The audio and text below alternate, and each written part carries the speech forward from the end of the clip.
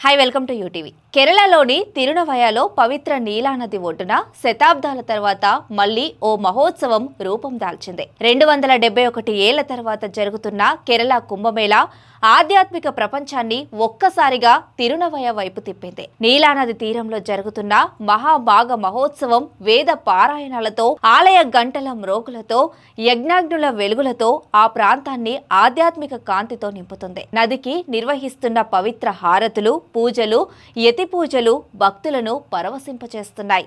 ఇక్కడ చివరిసారిగా 1755 సంవత్సరంలో మాఘ మహోత్సవం జరిగినట్టు చారిత్రక రికార్డులు చెబుతున్నాయి. ఆ తర్వాత శతాబ్దాల పాటు ఈ ఘనత మళ్లీ పునరావృతం కాలేదు. తిరునవయలో నీలా నది కేవలం ఒక నది కాదు, అది ఒక సంస్కృతి, ఒక సాంప్రదాయం. 2016లో ఇక్కడ పుణ్య స్నానాల పునఃప్రారంభంతో మళ్లీ ఆధ్యాత్మిక చలనం మొదలయ్యింది. ఇప్పుడు ఇదే ప్రవాహం కేరళ కుంభమేళ రూపంలో దేశవ్యాప్తంగా భక్తులను ఆకర్షిస్తోంది. ఈ మహోత్సవం స్వామి ఆనందవరం భారతి, స్వామి అభినవ బాలానంద భైరవ్ ఆధ్వర్యంలో జరుగుతుంది. దేశం నలుమూలల నుంచి ఆధ్యాత్మిక గురువులు, సాధువులు, భక్తులు పెద్ద సంఖ్యలో హాజరవుతున్నారు. నీలానది హారతిని అత్యంత భక్తి శ్రద్ధలతో నిర్వహించేందుకు కాశీ నుంచి ప్రత్యేక నిపుణులు తిరునవయకు రావడం ఈ ఉత్సవానికి మరింత ప్రత్యేకతను తీసుకొచ్చింది. మాఘ మహోత్సవంలో భాగంగా పుణ్యస్నానాలు, యతి పూజలు, వేద కార్యక్రమాలు ఘనంగా జరగనున్నాయి. ఈ నెల 22 గణేష్ జయంతి,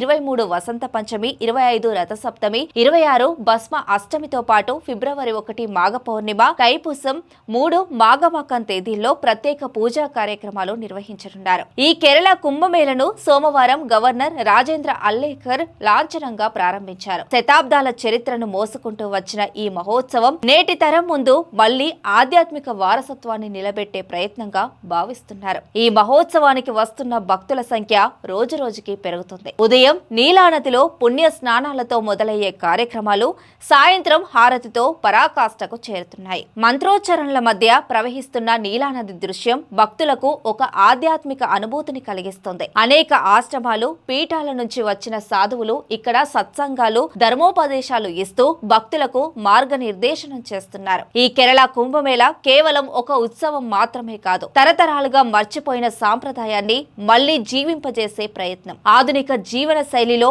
ఆధ్యాత్మికతకు చోటు తగ్గుతుందన్న భావనల మధ్య తిరునవయలో జరుగుతున్న ఈ మహోత్సవం భారతీయ సంస్కృతికి ఉన్న లోతును గుర్తు చేస్తుంది. నీలానది ఒడ్డున చేరుతున్న లక్షలాది భక్తుల విశ్వాసమే ఈ ఉత్సవానికి అసలైన శక్తి. శతాబ్దాల తర్వాత తిరిగి ప్రారంభమైన ఈ కుంభమేళ భవిష్యత్తు తరాలకు ఒక వారసత్వంలా నిలవాలన్నదే నిర్వాహకుల ఆశ. కాలాన్ని దాటి, తరాలను దాటి నీలానది ప్రవాహంతో పాటు విశ్వాసం కూడా నిరంతరం ప్రవహించాలన్నదే ఈ మహామాఘ మహోత్సవ సందేశం.